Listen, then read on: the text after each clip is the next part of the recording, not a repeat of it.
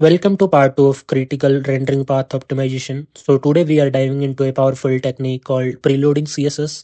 So when a web page loads, the browser needs to fetch and apply the CSS before it can render anything. So without preloading, the browser has to wait the entire CSS file to be downloaded before it can start painting. So this result in a slower first paint, which is the time it takes for the first visual content to appear on the screen. So let's see why is preloading CSS faster. So when we use preload, we are instructing the browser to start fetching the CSS file earlier. So even before it is needed for rendering. So internally, preload not only ensures the resource is fetched earlier, but also caches it once it is downloaded.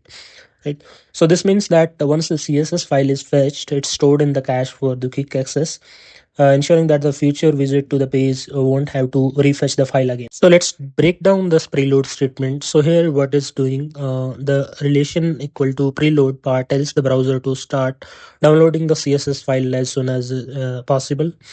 And the as equal to style attribute specifies that the file is being fetched is a CSS file.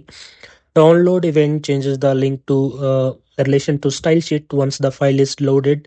This makes the CSS file apply to the page, ensuring that the page gets styled as soon as the resource is available. So by preloading, the start can start rendering faster since it doesn't need to wait for the CSS to download. So this result in a quicker first paint and quicker first contentful paint. So in the performance panel, you will see that with preloading, the first paint happens much earlier because the page is displayed faster, and since the CSS is already cached, the future loads will be even quicker.